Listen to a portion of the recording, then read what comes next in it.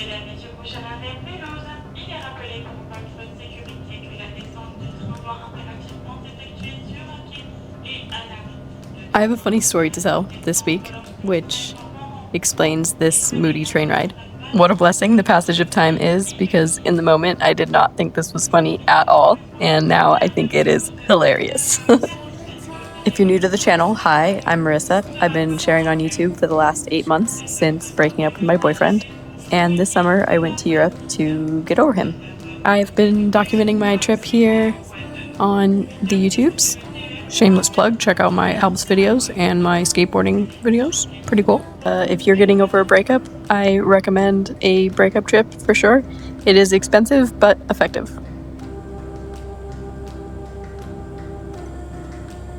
After coming back from the Alps, we had a few days in Zug before I left for Spain. And in that time, I went to Zurich and met up with an old friend in Zug. Zurich. But I wear a lot of blue though, so if I get a blue bag and then I'm wearing blue, it's kind of a lot of blue. Yeah. And you might be thinking, Marissa, how do you happen to have an old friend in Zug? Well, that's the funny story. Serena and I met in California, and before meeting her, I had only really known one other Swiss person personally. Very personally. Last time in the photo booth. Julia? She's going down. No. Oh. Me and Serena. Yay. So fun. They turned out really cute. How did you meet this other Swiss person? In 2018, I was in a similar stage of life. I had recently gone through a breakup and went to Europe. Arrived in a hotel room in Italy and started swiping on the old Tinder when I got a match with a cyclist who was biking from Switzerland to Rome. He asked me if he could stay with me that night, which I was immediately cautious of, but also, I don't know, he seemed harmless and was ridiculously handsome, so I agreed to go get drinks and see what happened. Drinks turned into 3 days of us lounging by a lake in northern Italy, eating gelato, sharing pizza, and intimate conversations every night. And so the lore of my Swiss lover came to be. If you were a close friend of mine in the last 7 years, you've definitely heard about my Swiss lover. Hi guys, I'm editing right now and this story is a huge mess, so I'm just gonna jump in here and save myself hours of editing. So yes, my Swiss lover, for the last 7 years, haven't really talked to him much, whatever, he's just like, whatever, a figment of my imagination at this point. And then I booked this trip to Switzerland and I'm like, hey, maybe I'll hit him up, see what the fuck's up. I text him, I'm like, hey, I'm coming to Switzerland, I'd love to see you if you're free. If you're free. He texts back, he's like, yeah, where are you heading? And I'm like, I'm going to Zug. And he's like, I live in Zug. Well, perfect. Let the wheels of my delusion begin to spin because I'm like, the universe is bringing us back together. I was fully convinced my life was a movie and I was going to live out the Before Sunrise trilogy. This is destiny, yada, yada, yada. I get to Switzerland, go to the Alps, great time, whatever. And he hits me up. He's like, hey, I hope you had a good flight, whatever, wondering if you still wanted to meet up, whatever. So I met up with him. We made plans to get gelato on a Sunday afternoon. I met up with him. I got ready, all cute, put makeup on. I was wearing a cute top, feeling myself. I was excited. And yeah, within 5 minutes, he tells me that he just had a kid.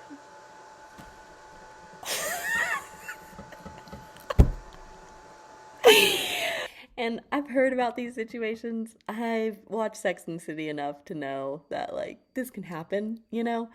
But this is my first time having it happen to me.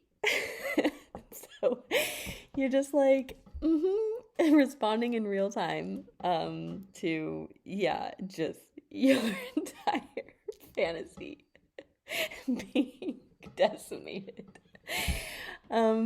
Yeah, but I mean, yeah, it's all good. Ultimately, I'm really glad I met up with him. We had a great conversation. He's someone I really respect. Yeah, weird.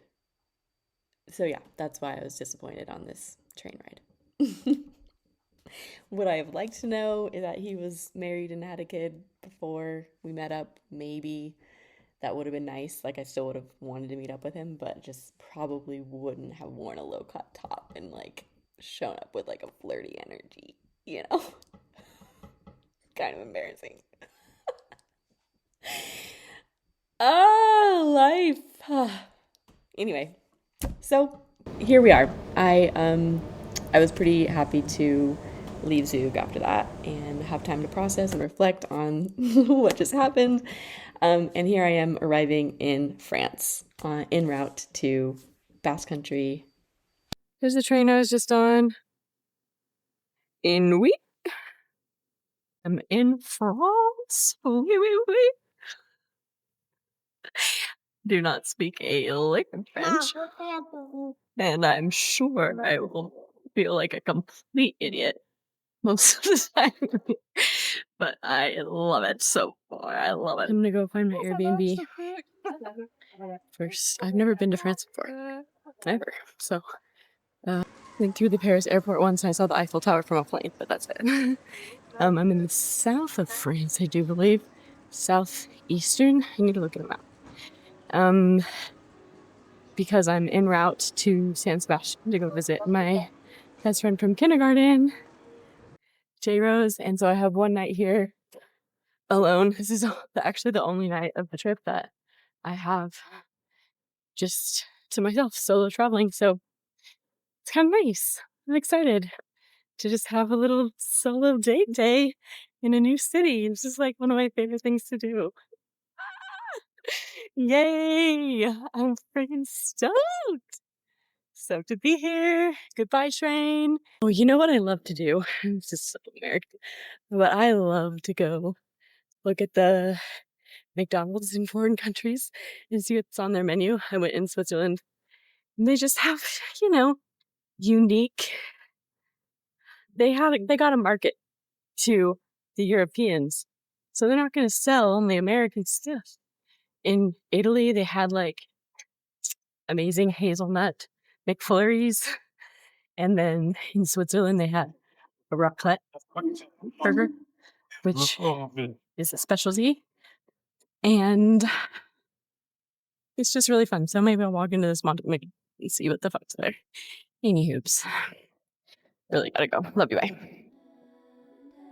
Clearly, I processed what I needed to process, did a long, hard journaling session on that train ride, and I was happy to have some time and distance from what just happened. I checked into my Airbnb, took a massive nap, and then left to spend time in Montpellier.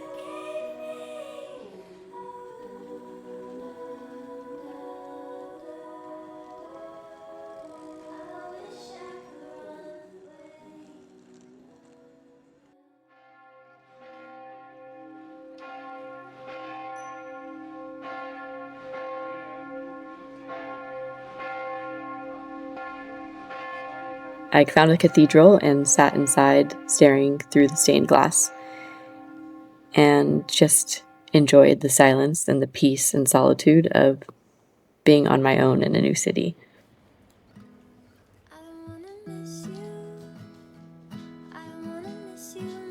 Afterwards, I went to a French market and got the best tomatoes, goat cheese, and olives I've ever had in my whole life. I sat by a fountain and ate a baguette from a local bakery and went home to sleep alone in my own bed. I think the key to living a content life is finding enough presence to cultivate gratitude for what you currently have, so that when your circumstances change, which they inevitably will, life is constant change, you will be able to accept that you'll have to give up something you have in order to get what you want.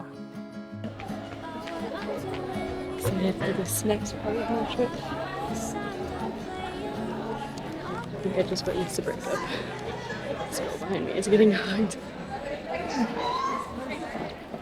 My sweet soul sister, I love her. I want to hug her myself.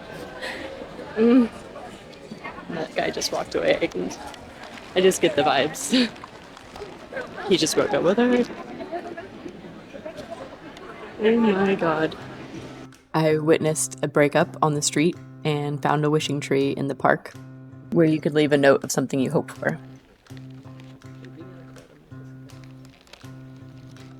I stood there for a while and read some other hopes of fellow parkgoers. Most of them were in languages I couldn't read, but I knew what they said. We all want the same things. There will always be pitfalls and benefits of whatever choices you make, and the best you can do is just decide what feels best right now, and don't let your hope for the future take away from your presence in the now. Although I would love to travel one day with a romantic partner, there may never be another time in my life when I get to have a whole day in myself in France alone. And that's so beautiful that I got to experience that.